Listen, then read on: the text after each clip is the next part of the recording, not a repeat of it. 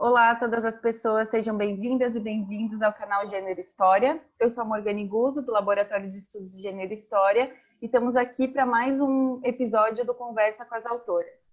Hoje nós vamos falar com a Dulceli de Lourdes Tonetti Stachewski, que publicou esse ano o livro Morrer para Não Sofrer, Questões de Gênero e Suicídio em Castro, Paraná, de 1890 a 1940. Bom dia, né, Dulce, tudo bem? Tudo bem, prazer, obrigada pelo convite. Obrigada a você.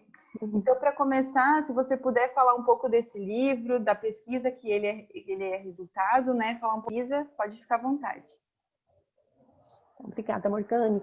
Esse livro ele é resultado da pesquisa de doutorado, né, que eu realizei na UFSC em História. A professora Cristina Wolff foi minha orientadora. A princípio, eu ia pesquisar sobre mulheres em diferentes situações de violência, e esse foi o projeto que eu apresentei.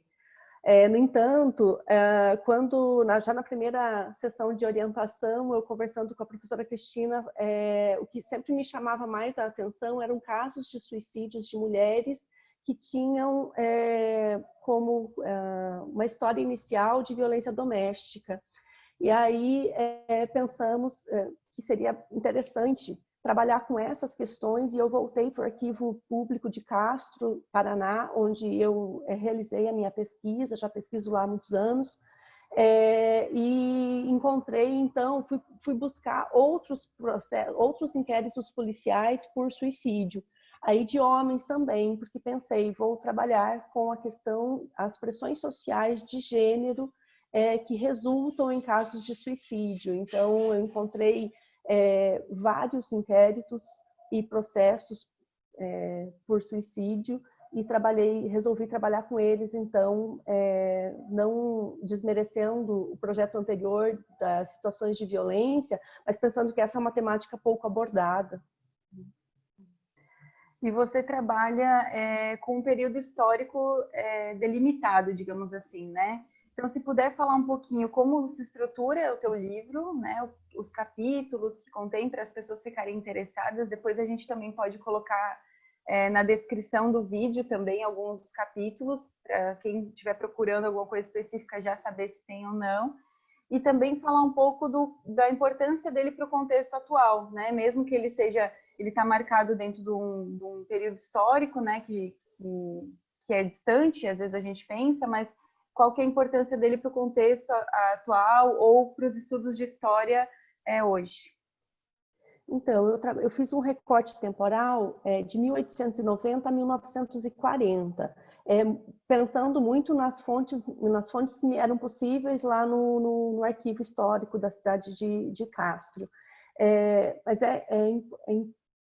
ele não pensar aquele período, né, nos apresenta questões estruturais da nossa sociedade, né? Quando a gente está vendo aquelas narrativas daquele contexto histórico, a gente vai percebendo como a sociedade foi se construindo com bases em desigualdades e em pressões sociais que geram sofrimento, dor e, em muitos casos, levam as pessoas à morte. Então, embora ele seja um recorte temporal lá no passado e trate de casos específicos da cidade de Castro, naquele contexto, ele nos permite pensar de uma forma bastante ampla sobre essas questões, sobretudo quando a gente pensa as questões de gênero em cidades interioranas, em comunidades menores. Eu acho que isso é uma das tônicas do livro, assim, pensar como essas sociedades se constroem e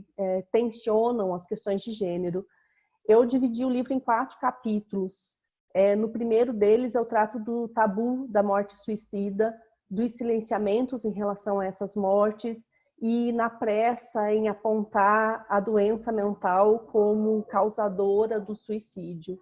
Aí, trabalhando sobretudo com as fontes que me diziam que não havia motivo nenhum para aquela pessoa se suicidar, né?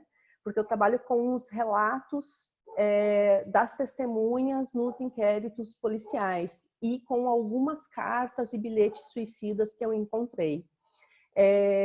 No segundo capítulo, eu trato da questão da violência doméstica e os suicídios de mulheres, e também com a questão das prostitutas e suicídios, né? Pensando nesse capítulo, as mulheres que têm os seus corpos objetificados e suas vidas de subserviência em relação aos homens, tanto as esposas que lhes serviam, quanto as prostitutas que lhes serviam. E, para além disso, são vidas que não importavam. No terceiro capítulo, eu vou trabalhar com a questão das masculinidades idealizadas e o suicídio. Então, eu penso como a doença, a velhice e a falta de trabalho, de possibilidade para trabalhar, fez com que homens se sentissem menos sujeitos, se sentissem que suas vidas não importavam tanto, porque eles não poderiam mais prover as suas famílias, e isso os conduz ao suicídio.